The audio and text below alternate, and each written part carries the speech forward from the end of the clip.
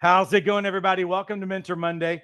Mentor Monday is your weekly microdose of encouragement, inspiration, and miracle grow on your potential as a coach. As we begin, this is the way we always start. If you've never joined us for Mentor Monday, we love to start right here with connecting with you. So please jump inside of the chat. Let us know where you're joining us from, what you're excited about, what you feel life and momentum on.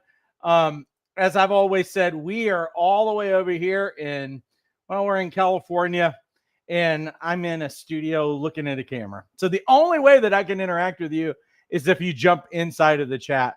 And if you've never joined us, do me a huge favor as well. Those of you who have been joining us, like this post and share it. It tells Facebook and YouTube that we are doing a good job. And we have a forward mission statement at Life Coach Training Institute. This is why you can preemptively click that like button, because our forward mission statement is proficient coaches, thriving practices. If you've ever joined us on a Mentor Monday, you know it is never about fluff, and we always do what we say we're going to do. So preemptively, I'm asking you to preemptively like it, and then you can take your like back if we do not do what we say that we are going to do. Let me say hello to a few people who are saying hello to me. Soul Celebrations from Washington. Monica's joining us from New Jersey. And greetings from Hong Kong. Good to see you. Monica, who's saying hello. If you would, keep jumping inside of the chat. Let us know where you're joining us from and what you're excited about. Tonight's going to be a great part 2 to the new series that we began last week. And so we're going to give everybody about 20 seconds to be able to get in here before we jump in. But keep those comments coming in. Let us know where you are joining us from and what you're excited about tonight. Jeremy, who's joining us from San Antonio, good to see you. Who else wants to say hello before we jump in? We're going to jump into the content in about 20 seconds, but let us know that you are here. Jump inside the chat. Also, do me a favor, preemptively like this post or share it. That tells Facebook and YouTube that we are doing a good job, and we are going to do exactly what we say that we are going to do tonight. So jump in there and do that. Give this about 15 more seconds. I'm about 30 seconds ahead of you guys. So we'll give it about 15 seconds for everybody to jump in that wants to say hello. And we are going to jump in. All right, everybody. Let me check one thing really, really quick. And just to make sure that we are good over here. I guess we're fine. I think we're fine. Yeah, I think we're fine. Hey, if I have any audio issues or any of those other technical issues, let us know tonight, mostly because we've got new equipment that we are using tonight and all of that. And so we always want to know that the equipment is working properly, and we don't want to be just over here talking and not be going out. We did a lot of testing and everything else. We think that we have it. Robert's joining us from Hong Kong. Dan's joining us from Indiana. Good to see you.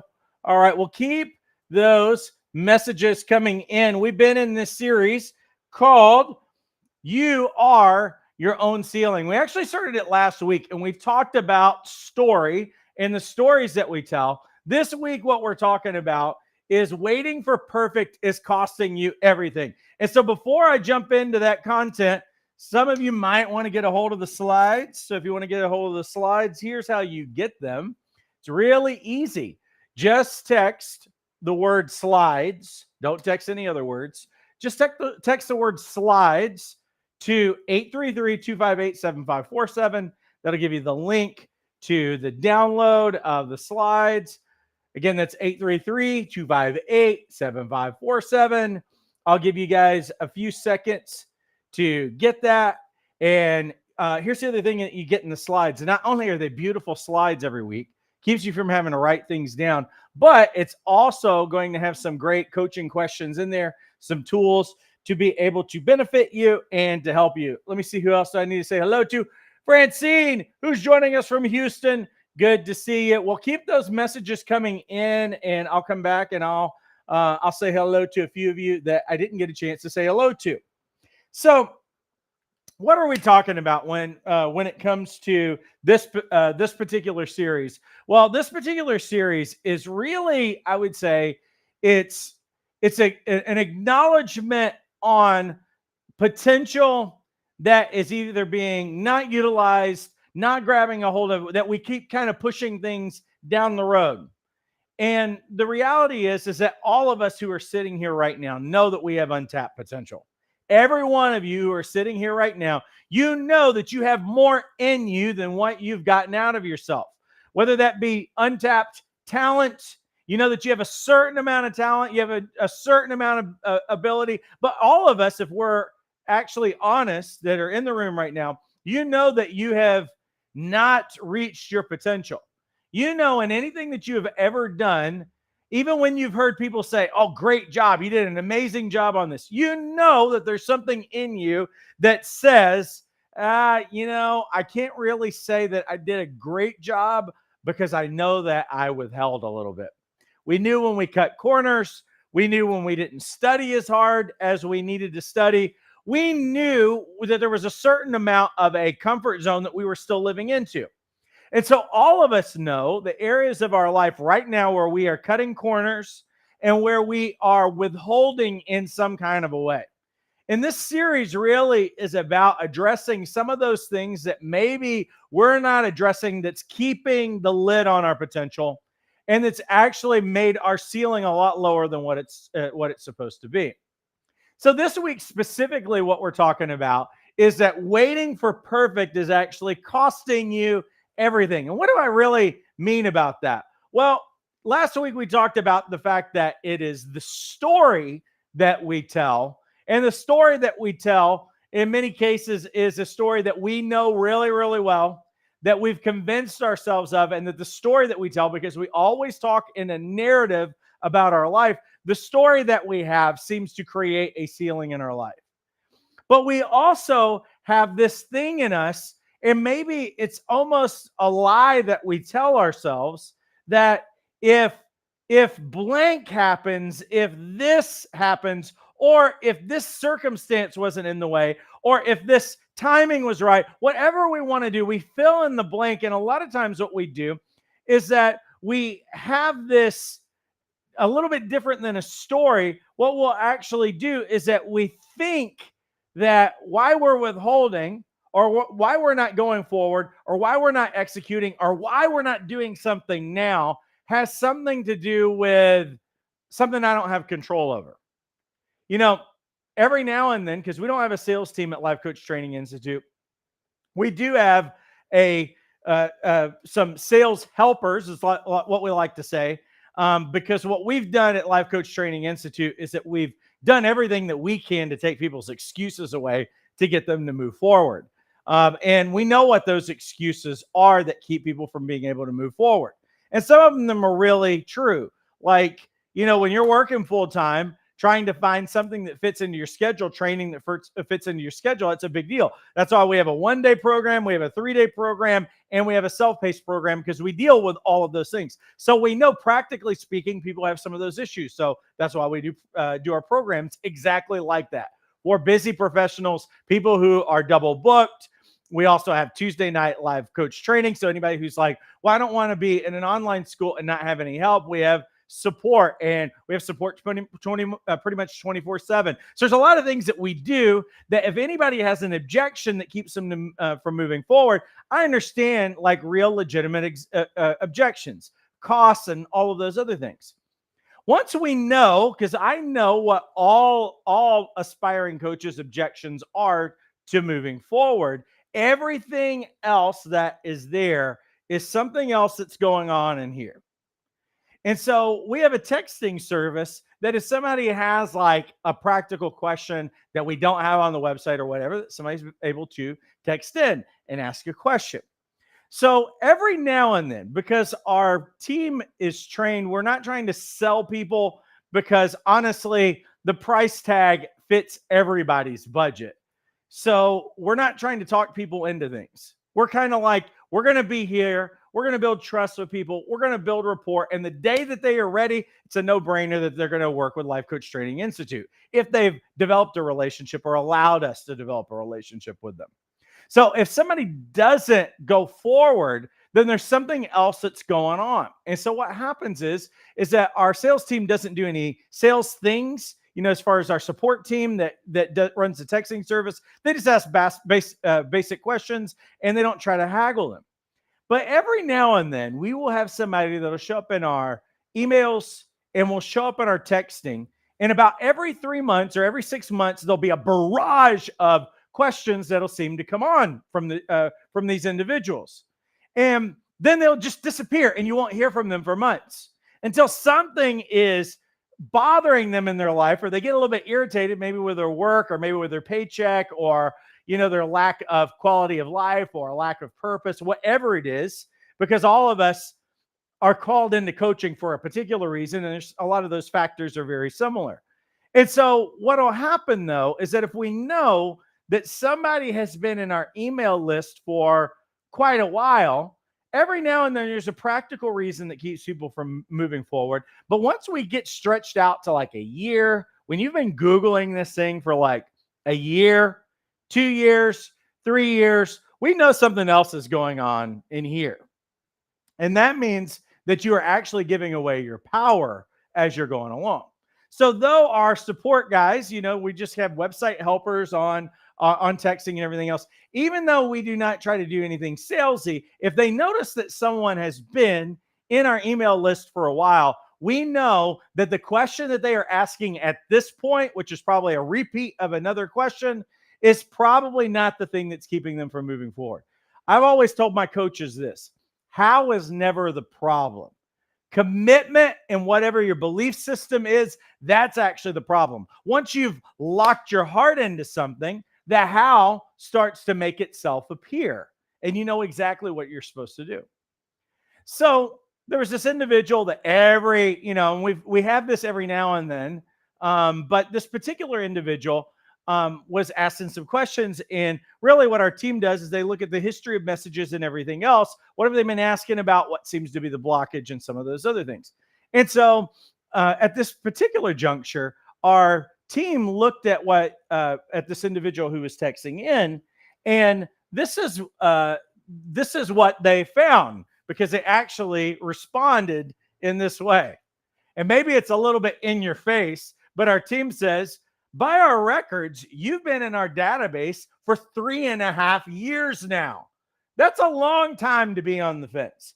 Now, we're not trying to sell anybody anything, but what we have found is that when people are stuck this long thinking about a decision, which is really an easy decision to make, that means that if you've been in this thought process about this change, then it means it's something that's meaningful, it's really important, but there's something that's keeping you from taking the step that has nothing to do with what you're acting like it has to do with. And so what will happen is that when you say things like this, what will happen is it'll break people's loop. It'll be a disruptor in the pattern that's going on with them. And so our team throws this in there and it just says, hey, that's a long time to be on the fence. 3.5 years. Does anybody even remember what they were doing 3.5 years ago? 3.5 years of thinking about making a decision? Most of us probably make a much quicker decision than that. But if somebody's waiting that long, then they're stuck in a loop. So our team asked him that question, and this was the response back from that individual. The response back was, thanks.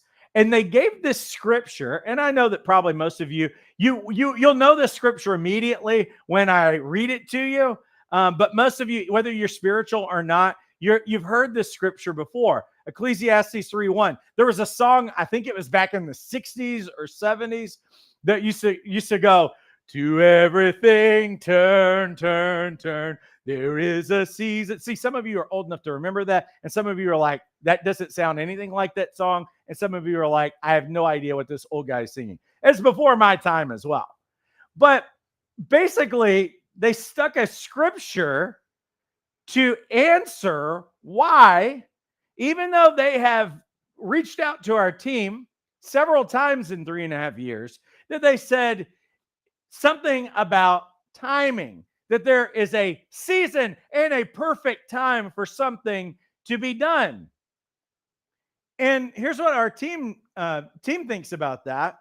Well, our team's actually pretty spiritual, so they know some of these things. And so all our team did in, I guess, a passive aggressive way or aggressive way, just text back this particular scripture, which is Ephesians 11:4. See, it's interesting. It's actually in the same book that this other one is in. And this is what it says: whoever watches the wind will not plant. Whoever looks at the clouds will not reap. See, this is a person.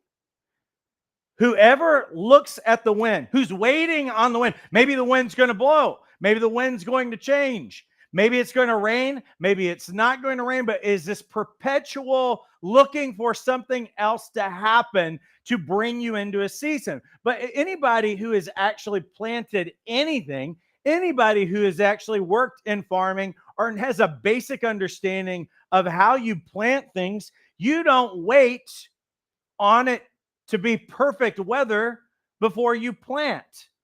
You don't wait on it to be perfect wind and all of these other things before you do something. What we understand is that when you do plant something, that only if you plant are you ever going to get a harvest. It's actually intentional to do something so that when you get a few months down the road, then it actually bears fruit, like legitimately in your life.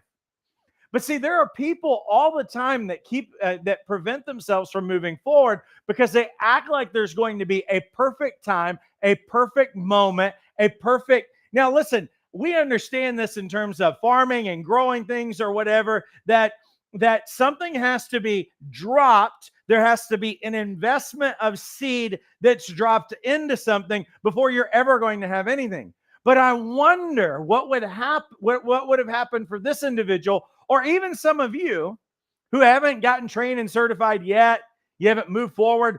Like, what would have happened if a year ago, when you started Googling this thing, if you would have actually just made a decision then? Now, it's never a bad time to make a decision. It's never a bad time to plant, because if you will at least plant, then we're going to get something over here. But we would all have to understand is that the longer that we wait and the more that we procrastinate and the more that we look for factors to be perfect, that we're going to be perpetually in a loop of hesitation. Here's what I teach our advanced skills training students. The more that you hesitate, what will actually happen when you will wait and when you hesitate is that what will happen is that you will train your brain to never have confidence in any of your decisions. You will train your brain for hesitation. Even when the decision is obvious, when the choice is obvious, the brain will so perpetually be trained in hesitation that you will never have confidence in anything that you'll do. This is why when we know what we're supposed to do, we need to actually make a decision in it. And here's the reason why. If you won't make a decision on something in the moment that you feel like you're supposed to do it and you actually feel the faith for it, your faith will actually turn on you. And the place where you had faith, you will actually live in unbelief later. This is the way that it actually functions inside us, and it makes an imprint in our brains. Now, here's what I would say is that perfect conditions are a myth. And a lot of coaches will end up thinking things like, well, when things aren't so busy with family, then that's when I'm going to take an action in my life. And maybe then I'm going to become a coach and I'll go get trained and certified and everything else. Well, for any of you who have ever had a family, and probably a lot of you, has there ever been a time when things were not busy in your family? There's never a time when things are not busy in your family. Anytime things start to try to slow down, I mean, think about it in your life. Anytime you finished one project, there was already one that was waiting on you. Whenever you thought that there was going to be time, have you guys ever had like a week for a vacation? And you notice how things that you needed to get done filled all of those slots and all of that time. And then you're kind of like wondering, like, how am I ever getting anything done? The more time that you have, the more time that it actually gets eaten. See, time doesn't go into a vacuum. There's going to be something that has a demand for you. But see, we will tell ourselves these kinds of things, and we will act like there's something circumstantial that's actually keeping us from moving forward, when the fact is that you're actually giving your power away. See, choice changes everything. I was in Catalina Island last week with my wife. We were celebrating her birthday. And so while we were there, it was just interesting getting to know some of the people who live on the island. There's only 4,000 people who live on the island. And so that means that there's not a lot of jobs there because it's all tourism. And so most of the living situations there aren't permanent living situations. They're all vacation kinds of things. And so everybody who works there, for the most part, is working in the service industry. And so there's this young guy. When I say young guy, he's probably like late 20s, something like that. And he's driving us around the island to get from one place to another, because they don't have cars. You kind of get in these glorified golf carts and get driven around, and you pay your drivers and stuff like that. And he was telling us how he had grown up on the island and how he was stuck there. And that he's like, I have to get off this island because there's just no opportunities here unless you're working in the service industry. And then he goes on to tell us that he had moved back to the island a year ago. And because there's not enough places to stay, he has slept on couches and done couch surfing for over a year because there's not enough housing that's on the island. And the more that we were hearing, and then he starts telling the stories about who had opportunities on the island versus people who don't have them and some of those other things. And I told my wife, as soon as we got off that little golf cart thing and we were walking, I said, he's one choice away from having a different life. But he's acting like the circumstances are dictating his choices. And the day that he wakes up to the reality that he actually can make a powerful choice, and it only takes one choice to change everything. See, something made him come back. I don't know what it was, but one choice changes everything. I'll tell you guys this. Those of you who haven't pulled the trigger on this thing yet, one choice, one decision changes everything. But we have to quit telling ourselves these kinds of things and having our power taken away.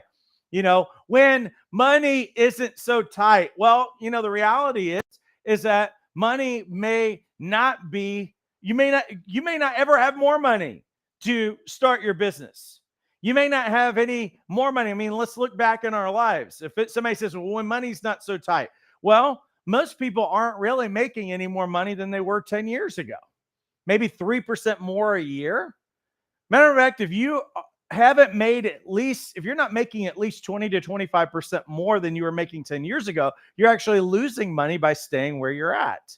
But see, people say these kinds of things and act like circumstances, when they change, that's when they do something. When I feel confident. But here's the truth. There's no perfect season. The only season that we have is the season that we plant in. Every great coach started in imperfect conditions. They didn't have an audience. They didn't have a perfect framework, and they did not have flawless confidence. I know that was the truth for me. Many of you ad nauseum have heard my story that we lost everything after we moved to California, to the point that we lost our house that was in Florida. We ended up having to move in with people, and all of our stuff was in storage. And except for the possessions that we could stick in our old Chrysler van that were put in the back, were all in white trash bags. And I have a picture of that to this day. And that thing right there was like, I never thought I would be sitting in that reality. And it was something that for a while there was keeping me from moving forward, because I thought that was completely my fault. I thought that I'd ruined everything, and I'd made a decision to move my family all the way to California, and then the rug gets pulled out from under us, and that I had really blown it for my family. And you know what? The trauma of that was making a lot of decisions from me being able to move forward to do something better for my family. So when I started was when everybody was talking about the 2008 recession, and that everybody was saying, you don't want to start a business in this economy. That's what everybody was telling me. You know what I learned later, though? I learned that at the exact same time that I was starting my thing, we had some other things that came out of that economy, like Airbnb, which is now, back then, if you told somebody you were going to stay in someone's spare room, they would think like you're going to get killed. You found a website online and you're staying at some house. You don't know who these people are. You're going to get killed. Remember how unreasonable? Now it's normal, right? Getting into a car of some stranger, your mom would kill you for doing something like that. But now it's become normal. Where did all those things come out of? Because they understood that even in the middle of the way that everything looks, if you base it on the circumstances, you're never going to move. But you actually look at any circumstance and there's always an opportunity in the middle of it. And those people that's the largest hotel chain now that doesn't own its own buildings. It's the largest taxi service that doesn't own its own cars. This is a reality for every entrepreneur and every coach who has ever started in earnest, is that we never know exactly what we're going to do. We never knew that whether or not we were going to make it. We never knew if we were going to crush it or not. We can't wait on perfect conditions when we think that things are guaranteed, because nothing is guaranteed. We had to come to a point where we burned our bridges, though, where we say, I'm going to actually make this decision and I'm going to burn my bridge in the way back. And when I say burn the bridge back, because you can't go about this thing as though you're going to keep what you're doing right now as your plan B. Your plan A is to coach, but if this seems to be a little bit hard, then I'm just going to go back to what I was doing before. If that's the way that you start, you will go back. You will never actually make a decision because it's not making a decision. As long as you've got a plan B that looks like your life looks like right now, you're never going to do it. You're never going to pull the trigger. You're never going to move forward. Your brain will be stuck in the security of what is today. And so instead of circumstances stealing our power and stealing our autonomy away, then we actually get our autonomy back and make choices that truly make a difference in our life. It's one choice away, really, that changes everything. Stop waiting for the wind to calm down, because it's never going to calm down. The economy is never going to be perfect. There's always going to be some upheaval in the world. Something's always going to be going crazy in the world. Something's always going to be going on in your town. The interest rates are going to be doing various kinds of things. Your car may need to get repaired. It may break down. I mean, listen, there's never a perfect time for these things. And so rather than waiting as though one day everything is going to change, listen, even if one part of life changes for the better, another part is definitely going to shift over here.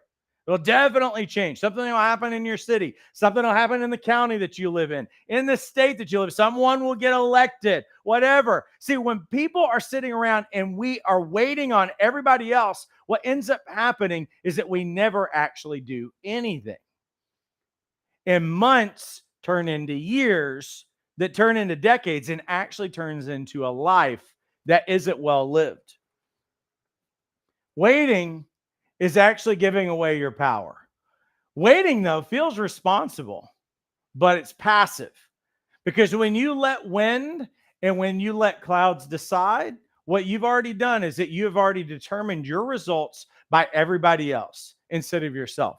You've outsourced your results.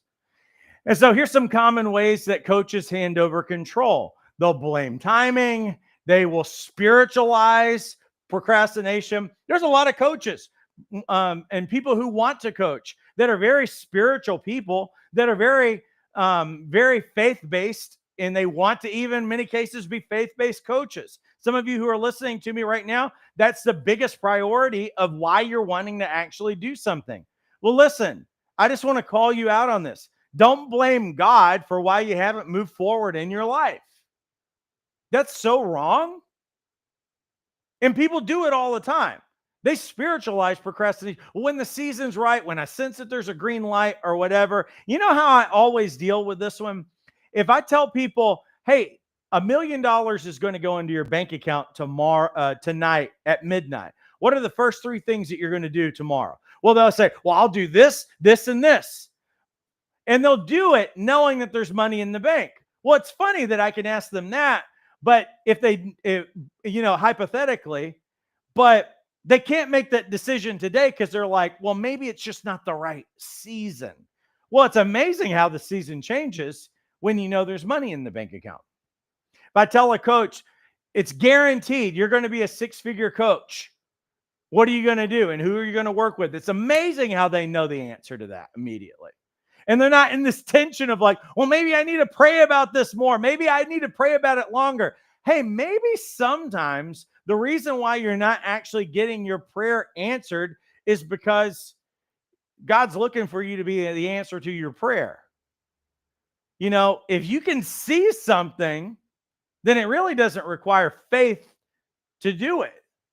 Because seeing isn't believing. Belief actually happens in your heart.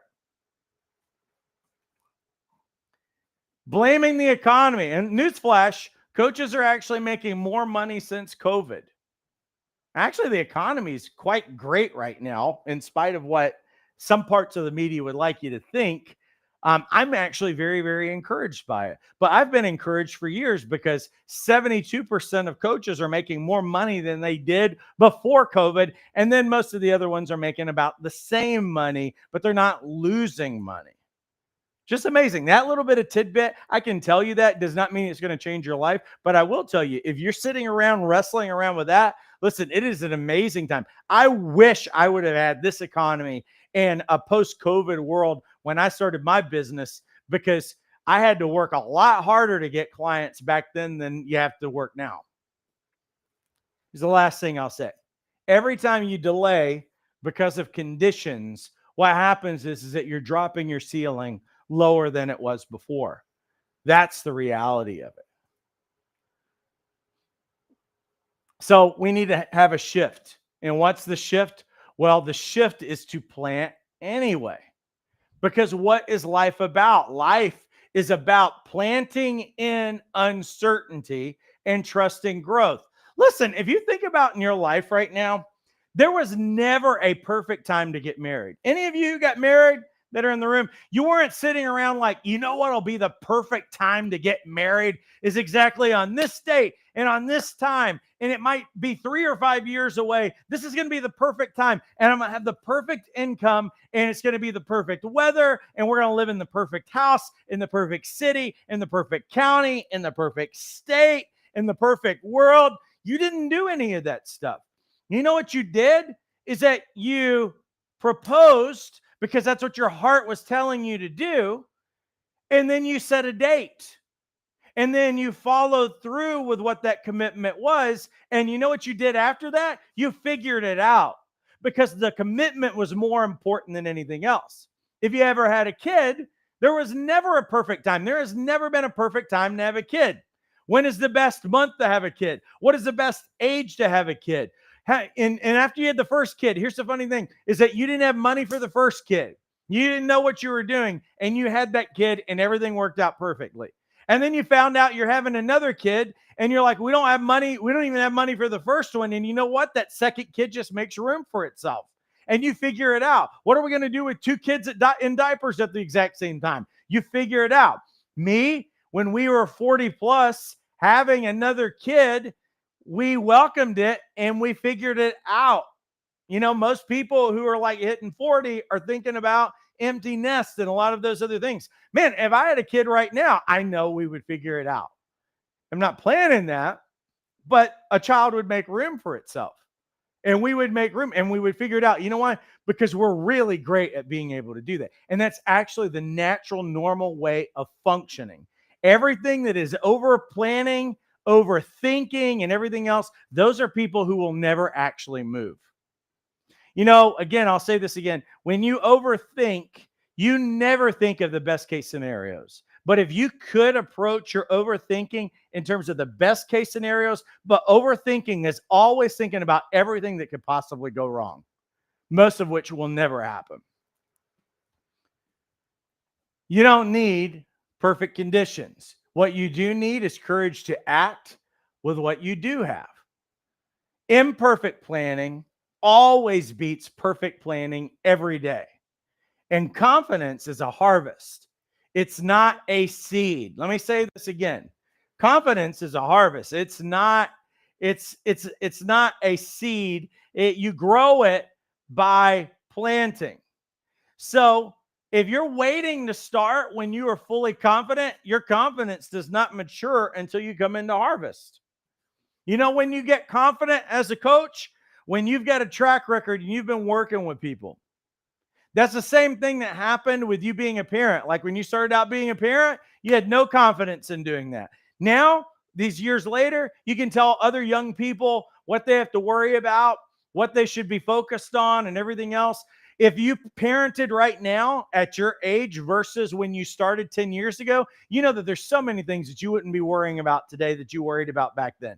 There's certain things that you're like, this is going to mess up my kid's life. And you're like, man, it's actually harder to mess your kid's life up than what everybody's telling you to be. And there's certain things that you wouldn't have been so rigid about. And you wouldn't like our first baby, we didn't let her get out of the house for the first 3 months. I was so worried about germs and everything. Keep her here. And if anybody's sick, let's make sure that we got to get their immune system up and everything else. Our last daughter, we were walking around the neighborhood like a day after she was born. Now, we didn't let necessarily everybody touch her, but it's a different world. It's a different way. You know why? Because fear makes decisions for you. Confidence, once you start to learn, because confidence comes with resistance, with creating a history for yourself, with participation in things. If you're waiting for for yourself to be confident before you start, you're looking for a perfect condition that is never going to exist. Confidence will follow you after you make the first move and you plant a seed. You raise the ceiling every time you take action in imperfect conditions. So you want to know how to raise your ceiling right now? Then you need to start making a decision on something that you've been procrastinating on. May not be coaching. Maybe on putting yourself out there. It may be on actually executing on your website or any number of things. See, I want to give you an imperfect action challenge. Step 1, here's what I want you to do right now. Write down one thing you've been delaying because conditions weren't right. You can throw it in the chat right now. What is one thing you've been delaying on because conditions were not right? Throw it in there. Now, let me give you some examples of what some of those things might be. Launching your first offer. It could be posting content consistently on social media. And whatever it is, write that first thing down. And here's what your second step is. Your second step is to identify one small but real step that you will take this week, even if it feels messy. I don't want it to be perfect. Whatever that step is, take it this week. Small step, messy step.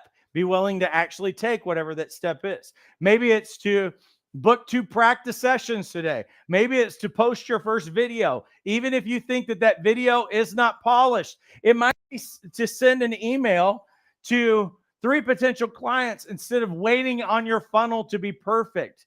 Listen, it's not going to be perfect. It doesn't matter. It doesn't need to be. You take that first step. And dig deeper this week. What wind or clouds have you been watching? And how has waiting disguised itself as wisdom in your life? And if you stopped waiting, what seed would you plant today? Because again, the conditions don't create the harvest. Your planting does. So stop watching the wind and start sowing. For those of you who have not gotten trained and certified as a coach, got a couple of things that I want to just pay the bills with really quickly. One is we do have a self-paced life coach certification course. This is a curriculum that's part of that program. It's 7 core sessions. That is foundations of coaching, the anatomy of a dynamic coaching session, how to listen on a transformational level, how to ask powerful questions, how to help your clients get extraordinary results, how to establish a growing coaching practice. And our self-paced course also includes live Tuesday night coach training. And in those training sessions, we give you the latest version of the training with, and some of those weeks are only practice week. So you can come in, practice as a coach, practice as a client, and get feedback. We also have live Q&As as a part of that. So if you have any questions about what you're doing and what you're learning, we always have time at the end of those sessions for you to be able to ask me direct questions. This program is 30 hours of training. It includes Tuesday night coach training. It includes live Q&As, role playing, connecting with other coaches. You're also going to get onboarding documents that are fully editable and brandable. You're also going to get the coaching tool starter pack. You're going to get hundreds of sample questions, and you're going to get a free listing on lifecoachmatch.com, which is ranked at the top of Google for people to be able to find you. That's going to be one part of your marketing. It's not the only thing. And then you're going to get obviously a certificate. It's a $3,500 value that's going to give you mastery, credibility, help you live into your purpose, give you freedom, while at the same time not saddling you with debt. We are sales commission free, and that's why our program is only $195. Other programs are giving away at least half of your tuition to a sales team, but we don't do that. We've stayed sales commission free from the very beginning. Coming up the weekend of August 15th through 17th, the self-paced isn't the route that you want to go, then maybe you'd like to do our 3-day life coach certification boot camp. It's the same sessions that you get in the self-paced course, only they are fully live. And what we do is that we go through each one of those sessions over the course of a Friday, all day Saturday, all day Sunday. At the end of those sessions, we also do live coaching demos. So there's coaching practice, and there's also live Q&As as we progress throughout the weekend. You're going to get the 7 live sessions with live Q&As and role playing. Obviously, you're going to get the same kinds of benefits that we said before, which is your onboarding documents that are brandable, including coaching agreements and client welcome pack. You're also going to get the coaching tool starter kit, question samples. You're going to obviously earn your life coach certification and certificate. You're also going to be able to go back and into the self-paced course and recap anything that you learned that weekend.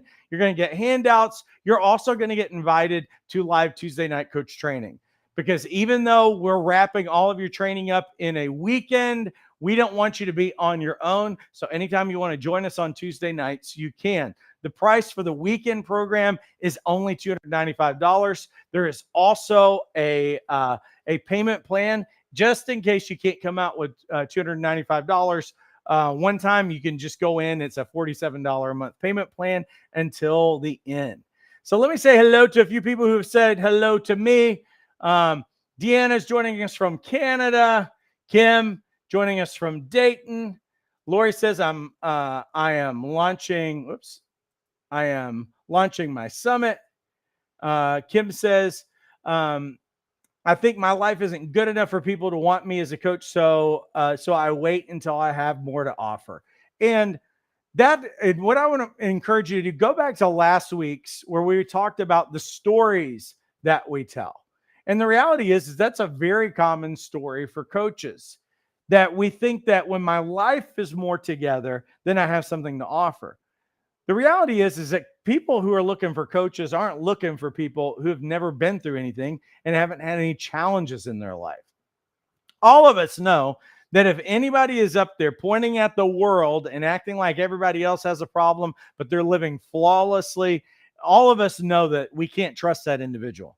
We're looking for people with scars. We're looking for people with a story that relates to us. We're looking for someone with a limp in their life. So anybody who has gone through challenges, here's what's true. I've always been very vulnerable and very real about some of the worst times in my life.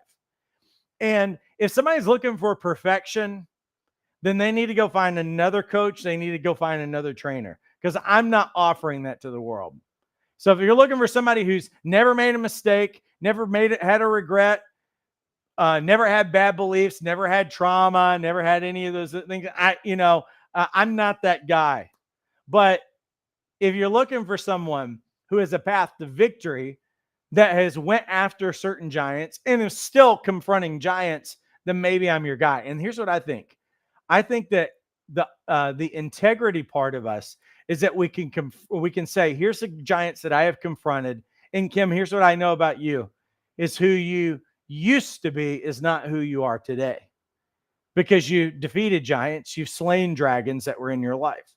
Now, if we're honest, then there's still giants and there's still things to have victory over in life. That's part of life. It's part of development. We're all going to be in process, and nobody has all their ducks in a row. What gives us integrity is I could say, these are the things that I have battled through and I've had overcome and had victory over, and here's what I can offer. And at the exact same time, I can completely be real and vulnerable to say, but I'm not done, because I don't think anybody's finished, and I'm not finished. And you know what ends up happening is that we build a bridge to people, because people are looking for someone who's honest, who has integrity, who's genuine today more than probably ever, because there's so many things that don't look genuine and don't have any integrity anymore. Let me see, who else do I need to say hello to? I think Robert's talking about completing this course. Awesome. Well, cool. Well, listen, we are going to get out of here. I'm going to put this on replay. Listen, I appreciate you guys all immensely. Have a great rest of your week and take care.